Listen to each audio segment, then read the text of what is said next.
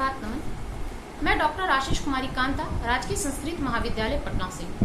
आज मैं 20वीं शताब्दी के प्रथम चरण के लेखक चंद्रधर शर्मा गुलेरी द्वारा रचित उसने कहा था शीर्षक कहानी की विशेषताओं को लेकर उपस्थित हूँ। यह कहानी इतनी महत्वपूर्ण है कि इसे यूजीसी के नेट सिलेबस में भी सम्मिलित किया गया है।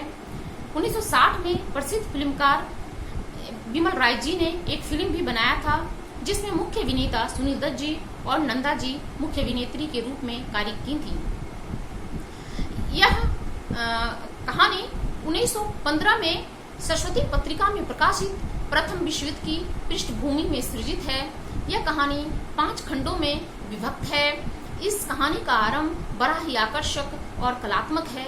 अमृतसर का बाजार, उसकी भीड़, वहाँ के चहल पहल और घोड़े इक्के वालों के गुहार का आंचलिक भाषा में वर्णन बड़ा ही यथार्थ बन पड़ा है।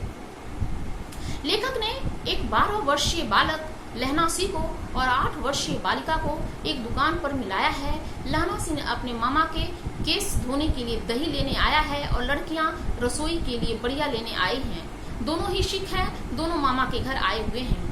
दोनों की परिचय आगे बढ़ती है। लड़का लड़की से पूछता है तेरी कुरमाई हो गई। लड़की धत कहकर भाग जाती है। कुरमाई का अर्थ सगाई है। इस प्रकार ये लोग कभी सब्जी वाले के दुकान पर, कभी दूध वाले के दुकान पर 1 माह तक मिलते हैं और लड़का हर बार चिढ़ाने के लिए लड़की से यही पूछता है तेरी कुरमाई हो गई और लड़की धत कहकर भाग जाती है।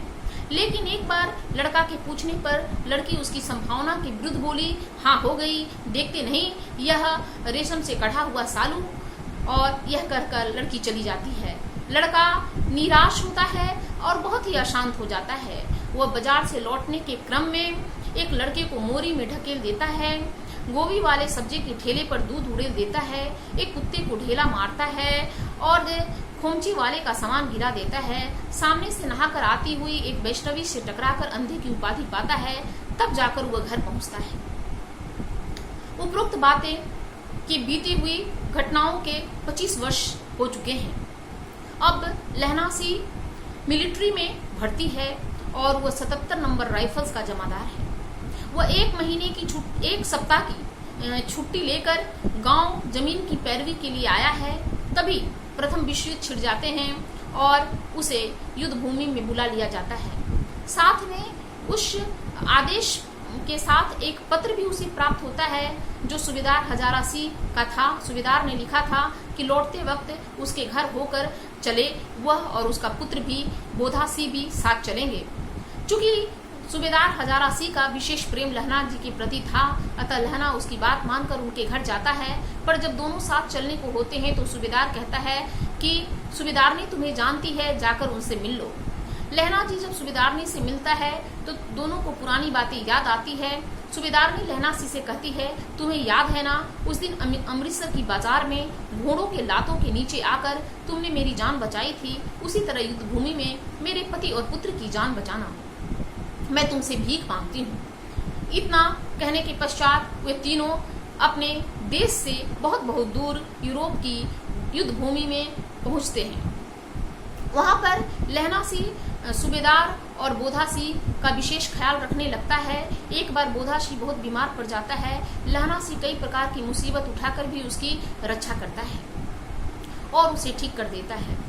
एक दिन एक जर्मन गुप्तचर खंदक में अंग्रेज अफसर का भेष बनाकर आ जाता है, क्योंकि ये सभी सैनिक खंदक में छिपकर लड़ाई कर रहे थे और वह जर्मन गुप्तचर सूबेदार को बहुत दूर भेज देता है। दूसरी दिशा में सभी सैनिकों को के साथ केवल 8 सैनिक मात्र खंदक में रह जाते हैं।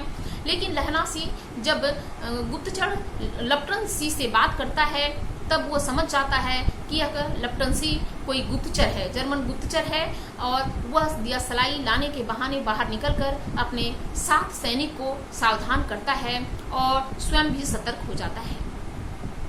जब यह जर्मन गुप्तचर लेफ्टिनेंट सिंह दिया सलाई निकालकर खंदक को उड़ा देना चाहता है, तभी बंदूक की पिछले भाग से लहना सिंह उसके कलाई पे दे मारता है और जिससे दियासलाई गिर जाती है। उसके बाद लहना सिंह उसे बहुत मारता है और उसे सिगड़ी के पास लाकर उसके जेब टटोल कर जो भी सामान होता है उसे निकाल लेता है। किंतु उतावली में पैंट के जेब के सामान निकालना भूल जाता है, जिसके कारण उसे मौका मिलते ही जर्मन गुप्तचर पैंट के जेब से रिवॉल्वर निकाल करके लहना सिंह पे गोली चला देता है। पिस्तौल से गोली छूटकर लहना सिंह के जांघ में लगती है, जिसके फलस्वरूप लहना सिंह के पैर से बहुत ही खून के फव्वारे फूट पड़ते हैं और गोली की आवाज सुनकर, पिस्तौल की आवाज सुनकर आसपास छिपे 70 और सैनिक निकल आते हैं, जर्मन सैनिक निकल आते हैं और उस 8 सिख पे टूट पड़ते हैं। दोनों तरफ से घमासान युद्ध होने लगता है। तभी सूबेदार सूचना पाकर दूसरे सैनिक के साथ वापस आ जाता है। इस प्रकार युद्ध भूमि में सभी जर्मन सैनिक मारे जाते हैं। बोधा सिंह भी थोड़ा बहुत घायल होता है, किंतु लहना सिंह अपने घाव को छिपा करके बोधा सिंह को अस्पताल की गाड़ी में भेज देता है, क्योंकि अस्पताल की गाड़ी सभी यहाँ पर जख्मियों को ले जाने के लिए आई हुई थी। लेकिन गाड़ी में जगह कम होने के कारण लहना सिंह स्वयं नहीं जा पाता और वह जमीन पर गिर पड़ता है। उसे पुरानी बातें याद आने लगती है, अपने मामा का गांव, बचपन की वो सभी यादें, तेरी कुरमाई हो गई है धत आदि आदि। इन्हीं बातों को याद करते हुए उनके प्राण पखेरु सदा के लिए इस दुनिया से विदा ले लेते हैं और दूसरे दिन अखबार में खबर छपती है कि 77 नंबर राइफल्स का जमादार लहना सिंह अब इस दुनिया में नहीं रहा।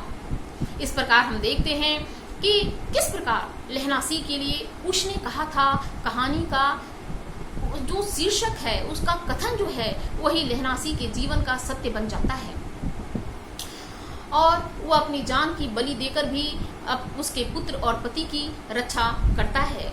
इस प्रकार यहाँ पर लहना सिंह के माध्यम से उसके निस्वार्थ प्रेम को, वीरता को, बलिदान को, त्याग को दर्शाया गया है। लहना सिंह के माध्यम से युवा जगत के भाव और विचारों को एक कहानी में व्यक्त कर देना लेखक की विशेषता रही है। साथ ही युवा जगत के अंदर साहस और संघर्ष जैसे उद्दांत भावनाओं को भरकर लेखक ने राष्ट्र प्रेम का भी संदेश दिया है। कहानी में सूबेदार ने एक आदर्श पत्नी और आदर्श मां के रूप में चित्रित की गई है। कहानी के उत्तरार्ध में ही हमें ज्ञात होता है कि सूबेदारनी ने लहना सिंह से कुछ कहा था, पर क्या कहा था यह कहानी के अंत में ही पता चलता है कि उसने क्या, क्यों और कब कहा। ये सारी बातें कहानी के उत्तरार्ध में पता चलती है।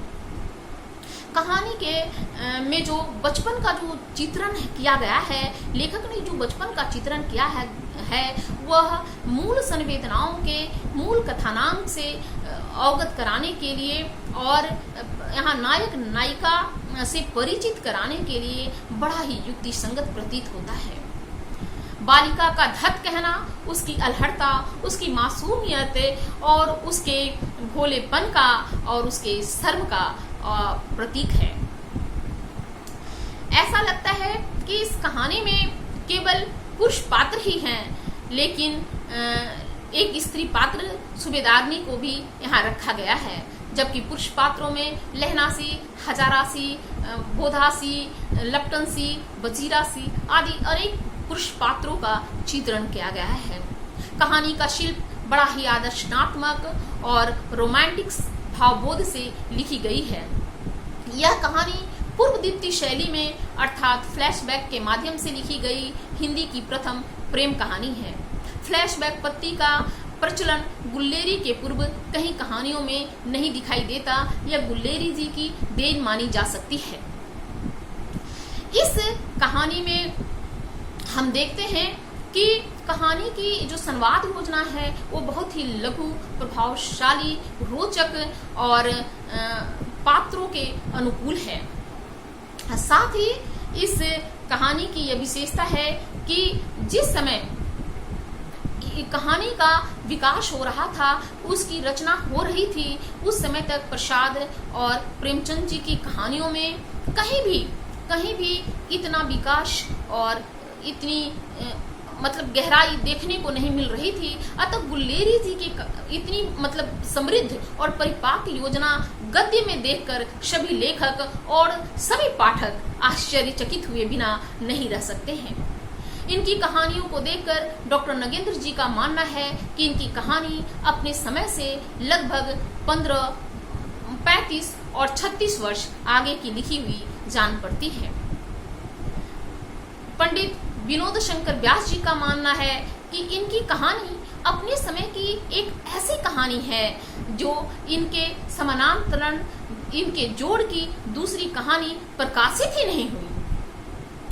इनका मानना है कि हिंदी की पहली वास्तविक कहानी है जिसमें कहानी कला के सभी अंग वर्तमान हैं और इनकी कहानियों को जो कोई एक बार पढ़ेगा वो कभी भूल नहीं सकता। इसी क्रम में डॉक्टर रामदर्श मिश्र जी का कहना है कि उनकी कहानियों में हिंदी की पहली कहानी है जो व्यक्ति के सशक्त मनोभाव को अभिव्यक्त करती है और यह प्रकृति से ही इतनी सशक्त है कि अनेक वादों, अनेक प्रयोगों और कितने यथार्थवादी सघनताओं के आने के बावजूद भी यह अपने स्थान पर ज्यों की त्यों खड़ी है। इनकी कहानी आदर्श के एक मोड़ से लेकर आदर्श के एक छोर से परिचालित होकर के यथार्थ के दूसरे छोर तक उसके विस्तार तक फैली हुई है और इतने विस्तार में फैली हुई है कि वो अपने आप में जरा सा भी लघु प्रतीत नहीं होता। इसी संबंध में प्रसिद्ध आलोचक सम्राट रामचंद्र शुक्ल जी का कहना है कि प्रेमचंद जी की गुलेरी जी की उसने कहा था कहानियों के भीतर से प्रेम का स्वर्गीय रूप झांक रहा है और यह स्वर्गीय रूप प्रेमी की निर्लज्जता का, उसकी प्रगल्भता का और वेदना की विवृति का कहीं भी थोड़ा भी अंश प्रतीत नहीं होता। इस प्रकार हम कह सकते हैं कि उसने कहा था हिंदी कहानी आंदोलन के विकास में निश्चित ही हिंदी कहानी की सीट द्वार है। इस कहानी की यह विशेषता है कि निस्वार्थ